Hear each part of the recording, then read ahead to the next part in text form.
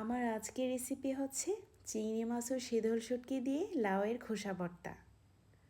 এখন একটি কড়াইয়ে আমি নিয়ে নিলাম লাউয়ের খোসা, তারপর দিয়ে দিলাম রসুনের কোয়া, কাঁচামরিচ, কিছুটা লবণ।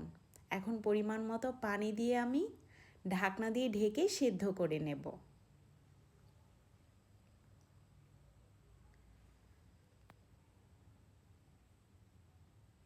তো আমার লাউয়ের খোসা সেদ্ধ হয়ে গেছে।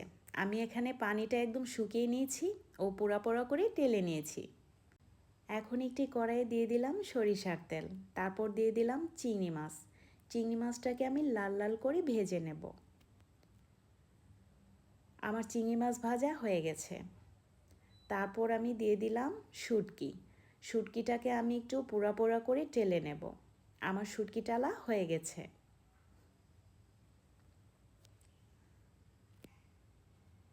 এখন শিলপাটায় আমি লাউয়ের খোসা, রসুনের কোয়া ও কাঁচামরিচটা একসাথে বেটে নিচ্ছি।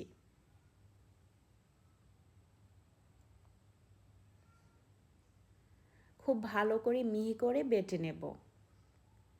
এখানে আমি লাউয়ের খোসাটা দুইবার মিহি করে বেটে নিয়েছি। তারপর দিয়ে দিলাম চিংড়ি মাছ। এখন চিংড়ি মাছটাকেও আমি খুব ভালো করে মিহি করে বেটে নিচ্ছি। তো আমার চিংড়ি মাছ বাটা হয়ে গেছে। এখন দিয়ে দিব শুটকি। শুটকিটাকে আমি খুব ভালো করে মিহি করে বেটে নিচ্ছি। আপনারা যারা শুটকি পছন্দ করেন না তারা শুটকিটা স্কিপ করতে পারেন। এখন দিয়ে দিলাম পেঁয়াজ কুচি।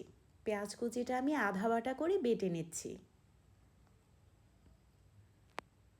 আমার পেঁয়াজ বাটা হয়ে গেছে। তারপর দিয়ে দিলাম বিলাতি ধনিয়া পাতা কুচি ও স্বাদমতো লবণ। এখন আমি আবারও আধা বাটা করে বেটে নিচ্ছি। এই পর্যায়ে এসে আমি সব কিছু একসাথে মেখে নেব। তো আমার মাখা হয়ে গেছে।